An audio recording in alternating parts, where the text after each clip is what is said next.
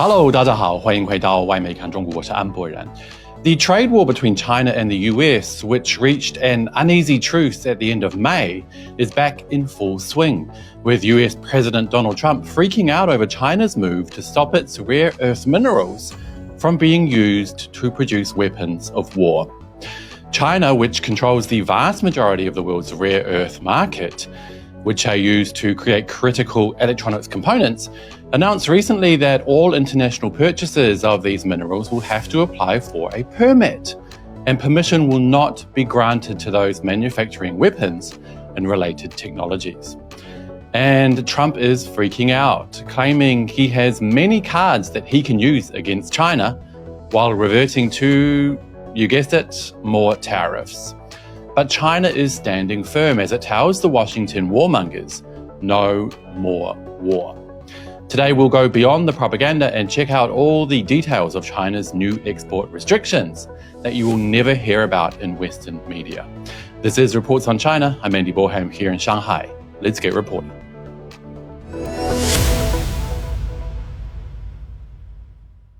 US President Donald Trump is freaking out after China announced new measures to control its rare earth mineral exports in the name of world peace. As you already know, China mines and refines the vast majority of the world's supply of said minerals, which are absolutely critical in the production of electronic components. That includes technology used in military equipment, including radar systems, missile guidance, drones, and smart bombs. China cutting off supply will suffocate the US's ability to continue producing weapons and supporting ongoing conflicts around the globe. But here's the thing the Western media will not tell you. China's new controls are clearly designed to shut down just that, military aggression and pointless death around the world, which the US plays a big part in, supporting hideous and unnecessary death and destruction on numerous fronts around the globe, with Ukraine and Gaza being just two examples. Let's take a closer look at the announcement from China's Ministry of Commerce. They mentioned that anyone wanting to buy Chinese rare earth minerals will need to apply for a dual-use permit, and that military uses will not be approved. The announcement reads, in principle, export applications to overseas military users will not be approved. They go on to mention, and this is absolutely key here, that applications for the following uses will also not be approved. 1. Designing, developing, producing, and using weapons of mass destruction and their means of delivery. 2. Terrorist purposes. 3. Military use or enhancement of military potential. But the following point is something that you'll absolutely not read about in Western media about China's new rare earth export controls. That they have a clause whereby individuals and entities needing those minerals for good will not have to apply for a permit, the announcement reads. For export applications where the end use is for humanitarian relief, such as emergency medical treatment, response to public health emergencies, and natural disaster relief, overseas export operators do not need to apply for export licenses for dual-use items.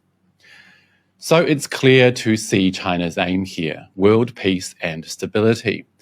But that hasn't stopped Trump from flipping out, because he knows full well that his country's recent dominance of the globe and its extraordinarily privileged position and quality of life since the end of World War II was achieved through bullying and subjugation, partly through the strength of its military and its willingness to absolutely destroy any target that stood up to US supremacy in any way. Well, that is coming to an end. Trump, in his usual style, posted a long rant on social media, saying in part, "It has just been learned that China has taken an extraordinarily aggressive position on trade. Some very strange things are happening in China. There's no way that China should be allowed to hold the world captive with their monopoly on rare earths and virtually anything else they can think of." Interesting that he claimed there are some very strange things happening in China regarding the new rare earth mineral controls, since the reality is that it's actually very clear and very admirable what China is doing, putting its foot down and saying no more war.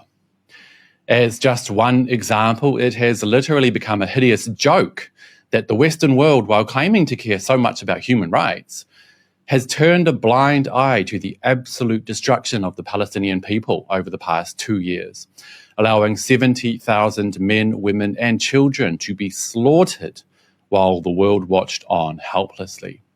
No more.